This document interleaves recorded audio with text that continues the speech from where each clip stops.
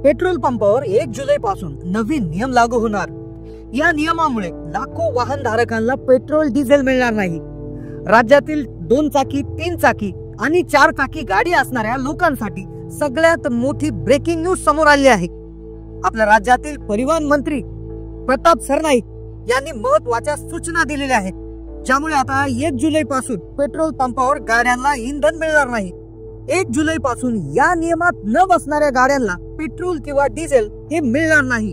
जर तुमच्याकडे दुचाकी 3 चाकी 4 चाकी कोणतेही वाहन असेल तर हा नियम लक्षपूर्वक ऐका, अन्यथा पैसे असूनही डिझेल पेट्रोल दिलं जाणार नाही।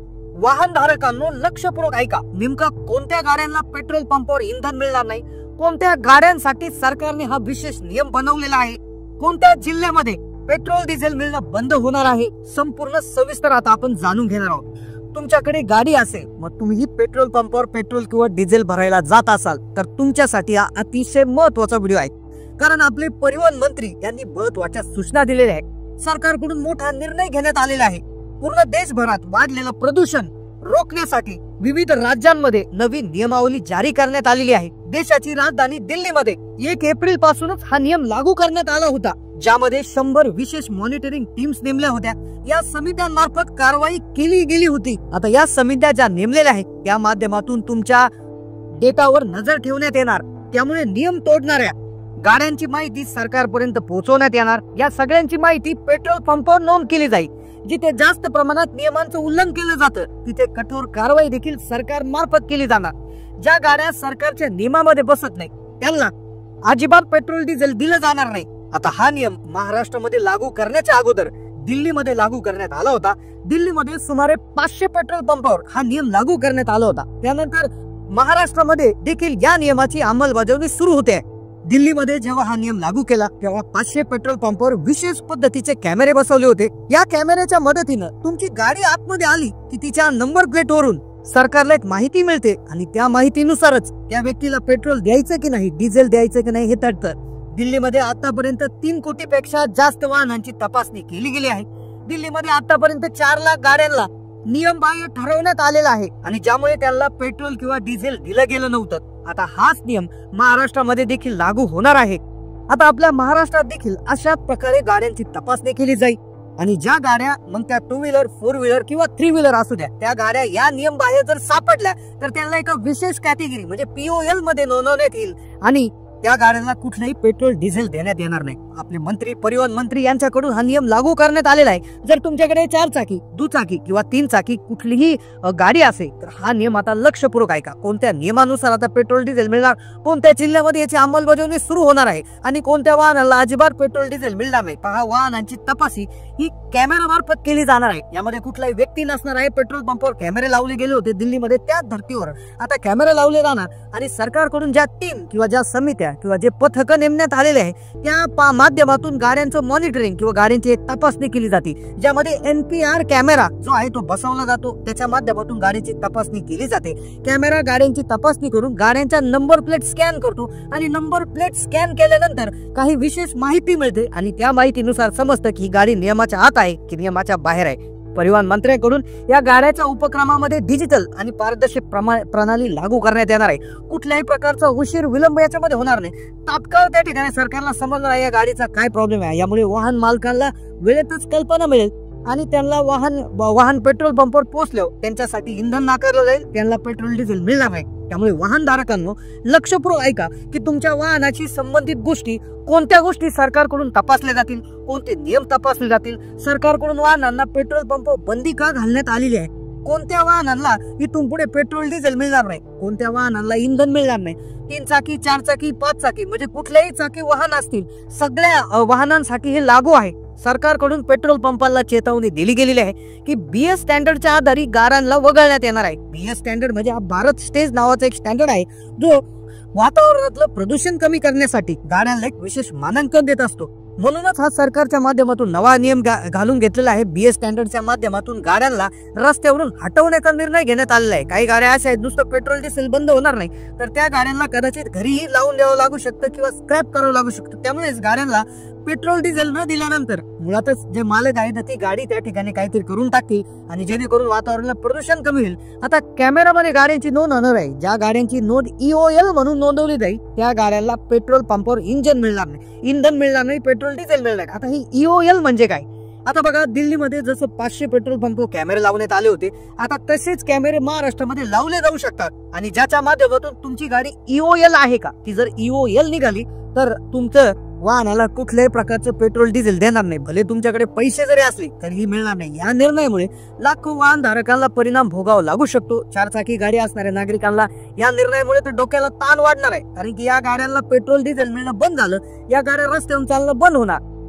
आणि जी माहिती तुमची केंद्र सरकारकडे, राज्य सरकारकडे एकदा गेली, ज्याची नोंद पेट्रोल पंपाची नोंद जिथून होणार आहे, तर त्याची माहिती सगळे सरकारमार्फत एकदा गेली की तुमची त्या ठिकाणी तुम्हाला या गाडीचं काहीच करता येणार नाही, कारण की त्या कॅमेऱ्यांमार्फत तुमचा नंबर प्लेट स्कॅन होतो आणि ते स्कॅन झालेला डाटा डायरेक्ट सरकारला कळतो. त्यामुळे डिजिटल पद्धतीनं, अतिशय पारदर्शक पद्धतीनं ही माहिती पोहोचवली जाते. आता या गाडीला EOL म्हणून नोंदवलं जातं. आता EOL म्हणजे नेमकं काय आणि कोणत्या गाड्या EOL आहेत आणि महाराष्ट्रात काय नियम आहे? कारण की दिल्लीमध्ये लाखो गाड्यांना पेट्रोल डिझेल नाकारला आहे.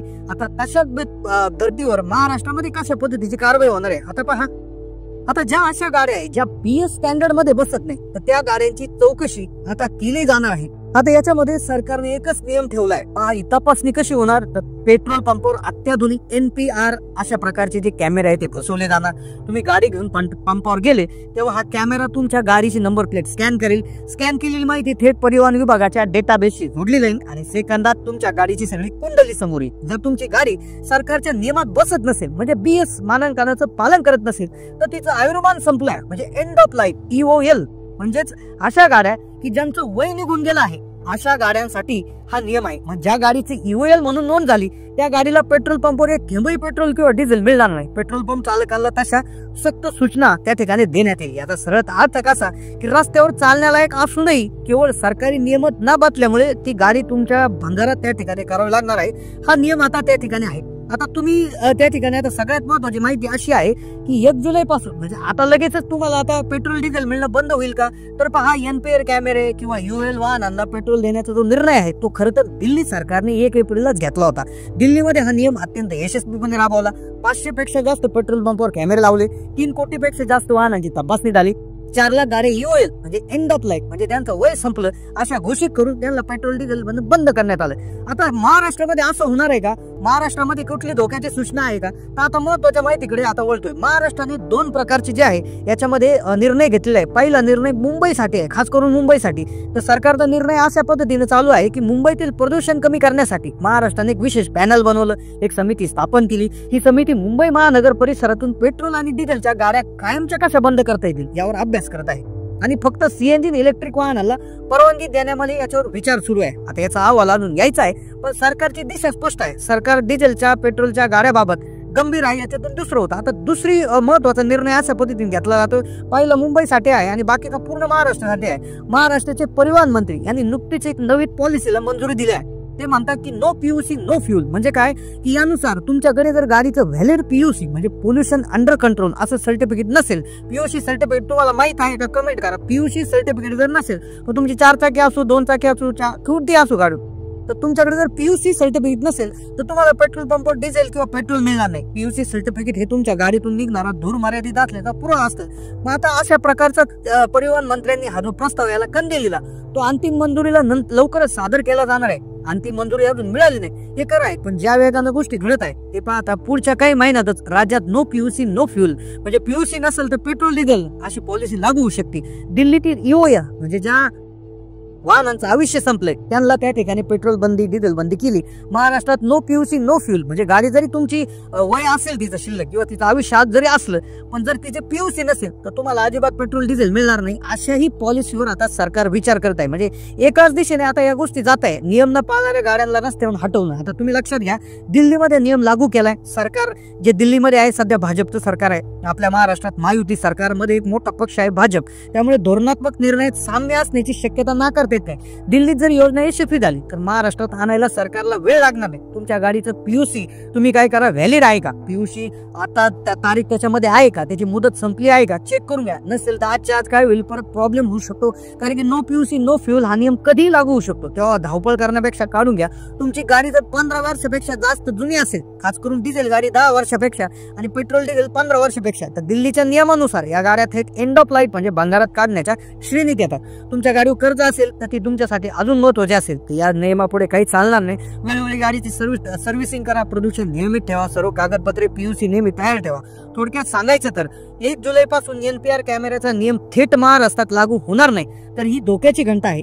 दिल्लीमध्ये सुरुवात झालेली 1 एप्रिल पासूनच आणि महाराष्ट्रात सुद्धा नो पीयूसी नो फ्युएलच्या रूपाने त्याची पायाभरणी सुरू झाली आहे. सरकार प्रदूषण आणि जुन्या गाड्याबद्दल अत्यंत गंभीर आहे, त्यामुळे नियमाला हलक्यात घेऊन चूक करू नका.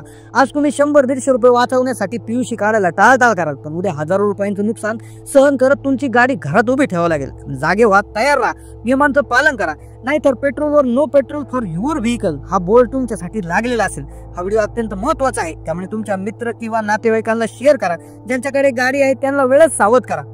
महाराष्ट्रात हे नियम 1 जुलै पासून लागू होणार नसले तरी हे भविष्यात कधीही लागू होऊ शकतात. त्यामुळे आपण सावधगिरी बाळगणं गरजेचं आहे. अधिक माहितीसाठी आमच्या चॅनलला सबस्क्राईब करा, बेल आयकॉन दाबायला